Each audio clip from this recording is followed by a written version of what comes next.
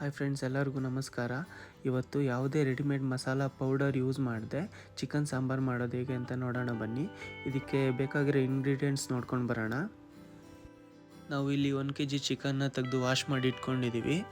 ಇವತ್ತು ಯಾವುದೇ powder use ಮಾಡ್ತಿಲ್ಲ, ಆದ್ದರಿಂದ 2 ಈರುಳ್ಳಿ, 3 ಹಸಿಮೆಣಸಿನಕಾಯಿ, 1 ಟೊಮ್ಯಾಟೊ, 10 ಕೆಂಪು ಮೆಣಸು ಹಾಗೂ 1 ಕೈ ಹಿಡಿಯಾಗುವಷ್ಟು ಕಾಳು ಸಾಂಬಾರ ತಗೊಂಡಿದ್ದೀವಿ.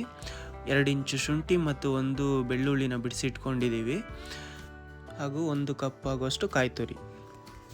ಇಲ್ಲಿ 1 ಕಪ್ ಆಗುವಷ್ಟು ಕೊತ್ತಂಬರಿ ಸೊಪ್ಪನ್ನು ತಗೊಂಡಿದ್ದೀವಿ, 4 ಏಲಕ್ಕಿ, ಸೋಂಪು ಕಾಳು ಒಂದು ಸ್ವಲ್ಪ, ಮತ್ತು ಚಕ್ಕೆ, ಕಾಳು ಮೆಣಸು, ಹುರಿಗಡಲೆ, ಲವಂಗ ಮತ್ತು ಜೀರಿಗೆ, ಮತ್ತು ಒಂದೇ ಒಂದು ಚಿಕ್ಕ ಪಲಾವ್ ಎಲೆಯನ್ನು ತಗೊಂಡಿದ್ದೀವಿ. ನಾವಿಲ್ಲಿ ಪ್ಯಾನ್ನ ಬಿಸಿ ಮಾಡೋಕೆ ಇಟ್ಕೊಂಡಿದ್ದೀವಿ.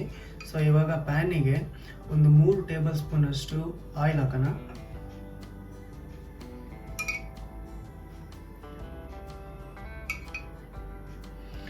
ಇವಾಗ ಎಣ್ಣೆ ಬಿಸಿಯಾಗಿದೆ. ಇದಕ್ಕೆ ಈಗ ಕಟ್ ಮಾಡಿ ಇಟ್ಕೊಂಡಿರೋಂಥ ಈರುಳ್ಳಿ ಹಾಕೋಣ.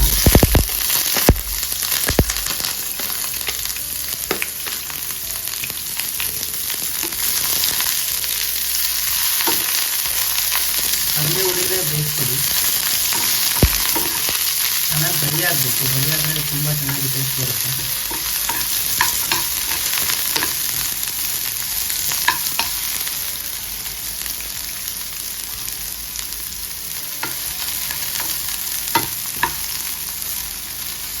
ತುಂಬ ಉರಿ ಕೊಟ್ಟರೆ ಇದು ಸೀದಾಗಿರುತ್ತೆ, ಅದರಿಂದ ಕಡಿಮೆ ಉರಿ ಕೊಟ್ಟರೆ ನೀವು ಇದನ್ನ ಬೇಯಿಸ್ಕೊಳ್ಳಿ.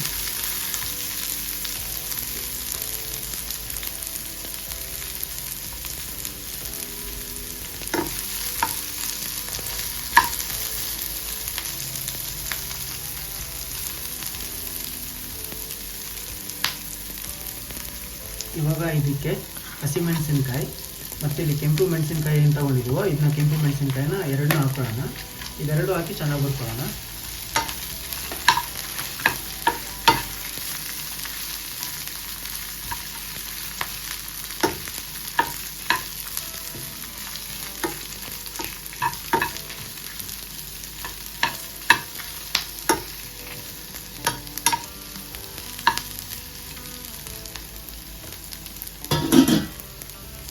ಇವಾಗ ಇದಕ್ಕೆ ಶುಂಠಿ ಬೆಳ್ಳುಳ್ಳಿ ಏನು ಕಟ್ ಮಾಡಿದ್ದೀವೋ ಅದನ್ನ ಹಾಕೊಳ್ಳೋಣ.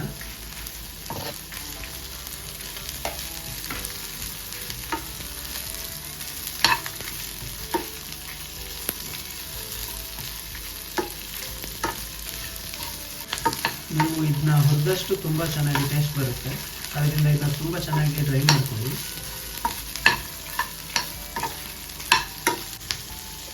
ಇವಾಗ ಇದಕ್ಕೆ ಎಲ್ಲ ಡ್ರೈ ಇಂಗ್ರೀಡಿಯೆಂಟ್ಸ್ನ ಹಾಕ್ತಾ ಇದ್ದೀನಿ.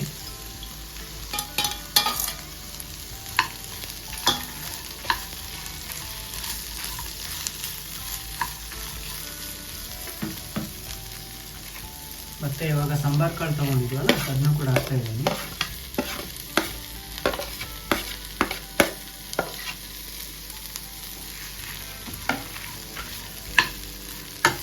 ಸಾಂಬಾರು ಕಾಳನ್ನ ಯೂಸ್ ಮಾಡೋದ್ರಿಂದ ತುಂಬ ಚೆನ್ನಾಗಿ ಟೇಸ್ಟ್ ಬರುತ್ತೆ. ಸಾಂಬಾರು ಪುಡಿಗಿಂತ ನಿಮಗೆ ಸಾಂಬಾರು ಕಾಳು ಯೂಸ್ ಮಾಡಿ ತುಂಬ ಚೆನ್ನಾಗಿ ಟೇಸ್ಟ್ ಬರುತ್ತೆ.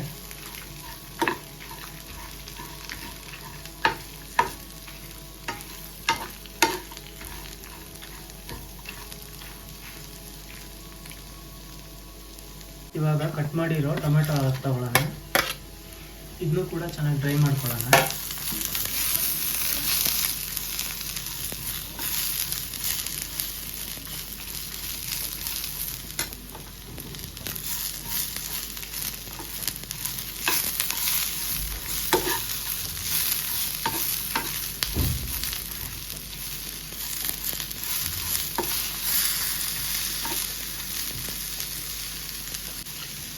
ಮತ್ತು ಇದಕ್ಕೆ ಇವಾಗ ಕಾಯಿ ತುರಿಯನ್ನು ತುರ್ಕೊಂಡಿದ್ದೀವೋ ಅದನ್ನ ಹಾಕ್ತಿದ್ದೀನಿ.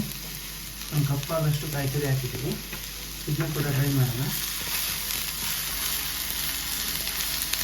ಎಲ್ಲ ಇಂಗ್ರೀಡಿಯೆಂಟ್ಸ್ ಏನಿಲ್ಲ ಅಂದರೂ 1 ನಿಮಿಷ ಆದರೂ ಡ್ರೈ ಮಾಡಬೇಕು, ಅವಾಗ ತುಂಬ ಚೆನ್ನಾಗಿ ಟೇಸ್ಟ್ ಬರುತ್ತೆ. ಅದರಿಂದ ಚೆನ್ನಾಗಿ ಡ್ರೈ ಮಾಡ್ಕೊಳ್ಳಿ.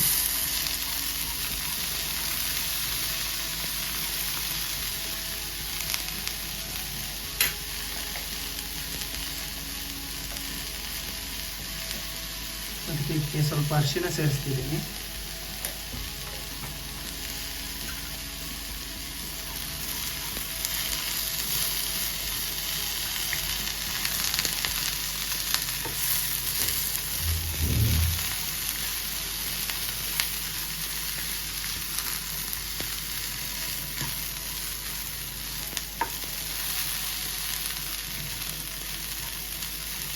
ಚೆನ್ನಾಗಿ ಫ್ರೈ ಮಾಡ್ಕೊಳ್ಳಿ. ಇವಾಗ ಇದಕ್ಕೆ 1 ಕಪ್ ಆಗುವಷ್ಟು ಕೊತ್ತಂಬರಿ ಪುಡಿನ ಮೇಲುಗಡೆ ಹಾಕಿ ಬಿಸಿ ಆಗಲಿಕ್ಕೆ ಬಿಟ್ಬಿಟ್ಟು ಸ್ಟವ್ನ ಆಫ್ ಮಾಡ್ಕೊಳ್ಳಿ. ಈ ಟೈಮಲ್ಲಿ ಇದನ್ನ ಹಾಗೆ ಇದ್ರ ಜೊತೆ ಮಿಕ್ಸ್ ಮಾಡಿ ಇದನ್ನ ಬಿಸಿ ಮಾಡಲಿಕ್ಕೆ ಬಿಟ್ಬಿಡಿ. ಇವಾಗ ಇದು ತಣ್ಣಗಾಗಬೇಕು. ತಣ್ಣಗಾದ್ಮೇಲೆ ಇದನ್ನ ಚೆನ್ನಾಗಿ ರುಬ್ಕೋಬೇಕು. ಅದರಿಂದ ಇದನ್ನ ಸೈಡ್ಗೆ ಇಟ್ಬಿಟ್ಟು ಇವಾಗ ಚಿಕನ್ನ ಬೇಯಿಸ್ಕೊಳ್ಳೋಣ. ಇವಾಗ ಇಲ್ಲಿ ಪಾತ್ರೆ ಬಿಸಿಯಾಗಿದೆ. ಇದಕ್ಕೆ ನಾನು ಎಣ್ಣೆ ಹಾಕೊಳ್ತಿದ್ದೀನಿ.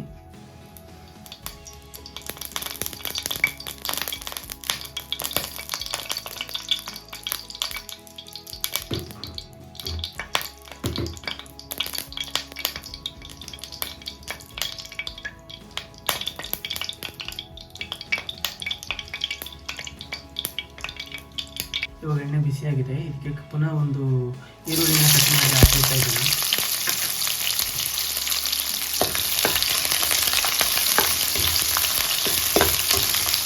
ಚಿಕ್ಕ ಈರುಳ್ಳಿ ತಗೊಳ್ಳಿ ಸಾಕು, ಮೀಡಿಯಮ್ ಸೈಜ್ ಇರುವಂಥದ್ದು.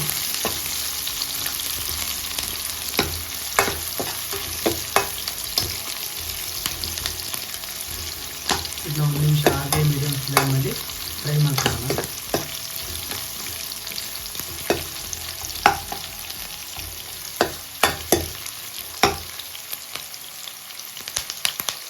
ಇವಾಗ ಈರುಳ್ಳಿ ಚೆನ್ನಾಗಿ ಫ್ರೈ ಆಗಿದೆ.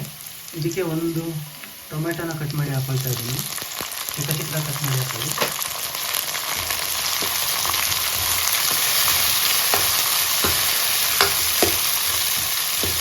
ಇದು ಕೂಡ 1 ನಿಮಿಷ ಫ್ರೈ ಮಾಡಿ.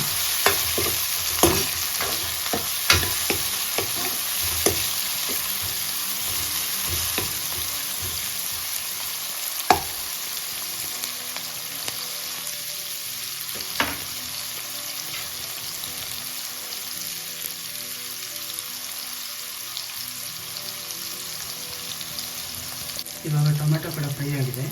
ಇದಕ್ಕೆ ಈಗಾಗಲೇ ತೊಳೆದಿಟ್ಕೊಂಡಿರೋಂಥ ಚಿಕನ್ ಹಾಕ್ತಾ ಇದ್ದೀನಿ.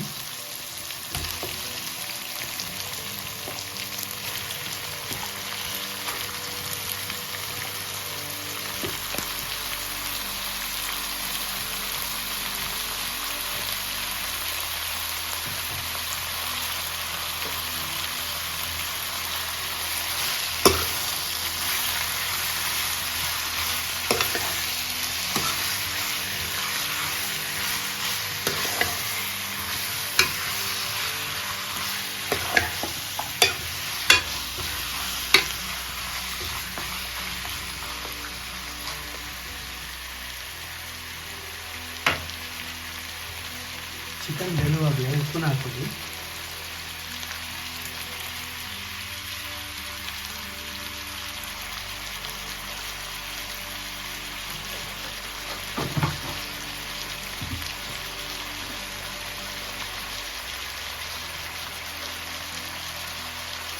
ಮತ್ತು ಸ್ವಲ್ಪ ಅರಿಶಿನ ಹಾಕೊಳ್ಳಿ.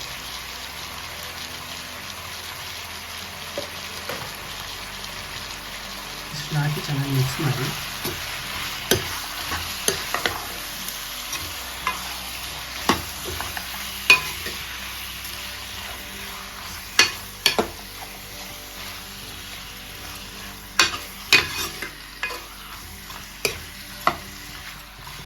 ಇವಾಗ ಇದಕ್ಕೆ ಒಂದು ಚಿಕ್ಕ ಕಪ್ಪಲ್ಲಿ 1/4 ಕಪ್ ಆಗುವಷ್ಟು ನೀರು ಹಾಕ್ಬಿಟ್ಟು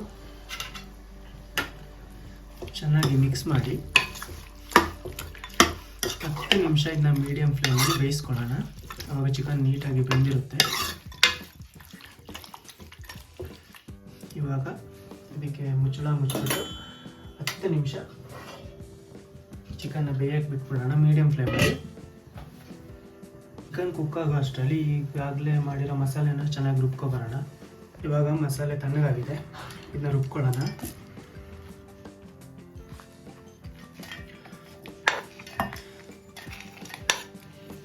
ತುಂಬ ಚೆನ್ನಾಗಿ ಗ್ರೈಂಡ್ ಮಾಡಬೇಕು. ತುಂಬ ಚೆನ್ನಾಗಿ ಗ್ರೈಂಡ್ ಮಾಡಿದಷ್ಟು ಟೇಸ್ಟ್ ಚೆನ್ನಾಗಿ ಬರುತ್ತೆ.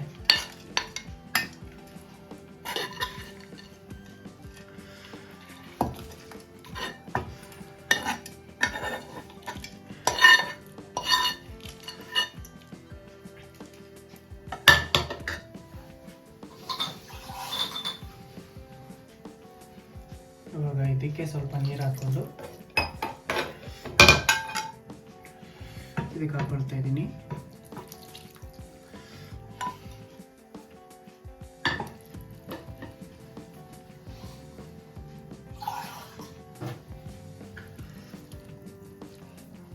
ನೀರು ಹಾಕ್ಕೊಂಡು ಇದನ್ನ ಗ್ರೈಂಡ್ ಮಾಡ್ಕೊಳ್ಳೋಣ. ಇವಾಗ ನೋಡ್ಬೋದು ಆಲ್ರೆಡಿ ನಾವು ರುಬ್ಕೊಂಡಾಗಿದೆ. ಇಷ್ಟು ಚೆನ್ನಾಗಿ ನೈಸಾಗಿ ರುಬ್ಕೋಬೇಕು. ಇನ್ನು ಚಿಕನ್ ಬೆಂದಾದ್ಮೇಲೆ ಇದನ್ನ ಚಿಕನ್ಗೆ ಹಾಕಿ ಕುಕ್ ಮಾಡಬೇಕು. ಇವಾಗ ನೋಡ್ಬೋದು ಚಿಕನ್ ಚೆನ್ನಾಗಿ ಕುಕ್ ಆಗಿದೆ. ಇವಾಗ ಇದಕ್ಕೆ ರುಬ್ಬಿರೋ ಮಸಾಲೆ ಹಾಕೊಳ್ಳೋಣ.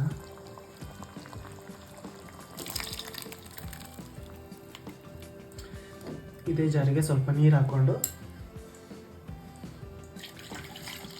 ಅದನ್ನ ಕೂಡ ಹಾಕೊಳ್ಳೋಣ. ನಾವಿಲ್ಲಿ ತಣ್ಣೀರು ಯೂಸ್ ಮಾಡ್ತಿಲ್ಲ, ಬಿಸಿನೀರು ಯೂಸ್ ಮಾಡಿ. ಇದಕ್ಕೆ ನೀರು ಹಾಕುವಾಗ ಬಿಸಿನೀರನ್ನೇ ಯೂಸ್ ಮಾಡಿ. ತುಂಬ ಗಟ್ಟಿ ಕೂಡ ಮಾಡಬೇಡಿ, ಹಾಗೆ ತುಂಬ ತೆಳ್ಳಗೆ ಕೂಡ ಮಾಡಬೇಡಿ. ನಿಮಗೆ ಎಷ್ಟು ಪ್ರಮಾಣದಲ್ಲಿ ಬೇಕೋ ಅಷ್ಟು ಪ್ರಮಾಣದಲ್ಲಿ ಗಟ್ಟಿ ಮಾಡಿಕೊಂಡು ಇವಾಗ ಇದನ್ನ 10 ನಿಮಿಷ ಮೀಡಿಯಮ್ ಫ್ಲೇಮಲ್ಲಿ ಮುಚ್ಚಿಬಿಟ್ಟು ಬಿಡೋಣ. ಮೀಡಿಯಮ್ ಫ್ಲೇಮಲ್ಲಿ 10 ನಿಮಿಷ ಬಿಟ್ಬಿಡಿ. ಇವಾಗ ನೋಡ್ಬೋದು 10 ನಿಮಿಷ ಆಗಿದೆ, ಚೆನ್ನಾಗಿ ಕುದಿ ಬರ್ತಾ ಇದೆ. ಮುಚ್ಚಳ ತೆಗೆದು ಚೆನ್ನಾಗಿ ತಿರುಗಿಸ್ಕೊಳ್ಳಿ. ಉಪ್ಪು ಬೇಕಾಗಿದ್ದರೆ ಉಪ್ಪನ್ನ ಚೆಕ್ ಮಾಡ್ಕೊಳ್ಳಿ. ಉಪ್ಪನ್ನ ಚೆಕ್ ಮಾಡಿ ಇದನ್ನ ನೀವು ರೈಸ್, ದೋಸೆ, ಇಡ್ಲಿ, ಪರೋಟ ಯಾವುದಕ್ಕೆ ಬೇಕಾದ್ರೂ ತಿನ್ಬೋದು, ಚೆನ್ನಾಗಿರುತ್ತೆ. ಒಂದ್ಸಲ ಟ್ರೈ ಮಾಡಿ ಮತ್ತು ಹೇಗಿರುತ್ತೆ ಅಂತ ಕಮೆಂಟಲ್ಲಿ ತಿಳಿಸಿ. ಇದರೊಂದಿಗೆ ಇವತ್ತಿನ ವಿಡಿಯೋನ ಮುಗಿಸ್ತಾ ಇದ್ದೀವಿ. ಚಾನಲ್ನ ಸಬ್ಸ್ಕ್ರೈಬ್ ಮಾಡ್ಕೊಳ್ಳಿ ಹಾಗೂ ವಿಡಿಯೋನ ಲೈಕ್ ಮಾಡಿ. Thank you.